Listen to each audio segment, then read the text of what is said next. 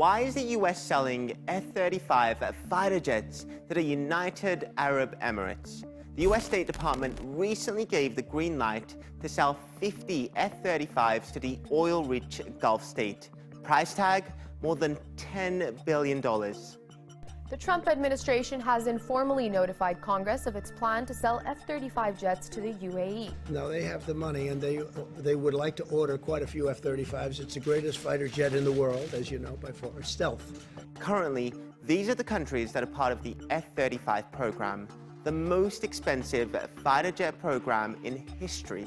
And there's good reason why so many countries want to get their hands on it. A fifth-generation stealth fighter, the F-35 can penetrate airspace undetected.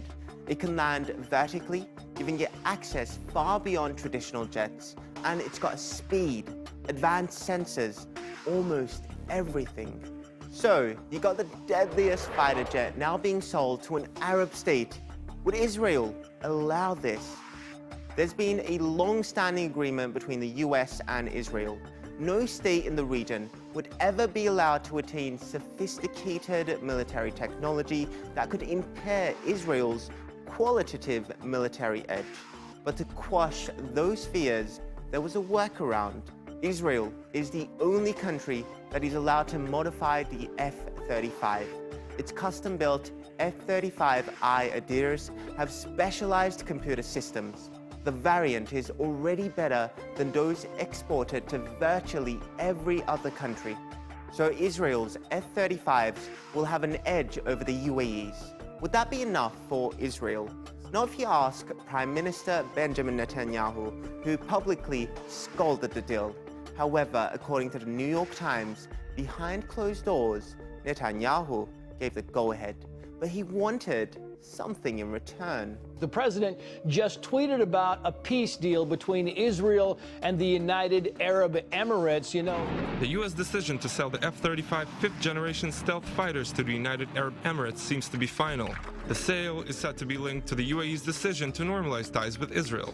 If the sale goes through, the UAE will be the first Arab country to operate the F-35s. But there could be some hurdles. US lawmakers have a right to review and block weapon sales. And when it comes to the UAE, there's a list of reasons. Until recently, the UAE was part of a Saudi-led campaign in Yemen against Houthi rebels.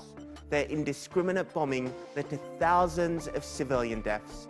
The UAE has also deployed jets and weapons against the UN-backed government of National Accord in Libya, which has been in a brutal civil war since 2014.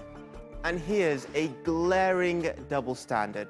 The UAE has purchased military hardware from China and Russia, including air defense systems. Why does that matter? The US argues that using Russian systems can lead to a data leak of the F-35's technology. But Washington seems to have only applied that standard to its NATO ally, Turkey. Ankara was removed from the F-35 program after purchasing the Russian S-400 missile system. Washington cited potential data leaks as the reason. The UAE, well, they get a pass. And it's not just Abu Dhabi that wants in on the action. But first, well, you know the drill.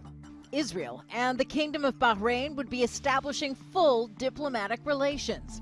Bahrain now joins the United Arab Emirates after its announcement last month that the country would be establishing full diplomatic ties with Israel, which includes opening embassies in both countries. Bahrain is also hoping to buy new advanced military technology from the US. Netanyahu referred to these Gulf countries who recently recognized Israel as joining the circle of peace. And he said it will expand. It's quite obvious who this circle of peace is directed at. Why does the UAE need F-35s? To kill more Yemenis? To bomb Iran? Israel benefits, as I say, from acceptance, from having an ally, certainly a friendly country, on the Gulf looking straight across at Iran. So, there's a smart way to create peace. Pour billions of dollars of the most advanced weapons into a region that is already teetering with multiple wars and deadly rivalries.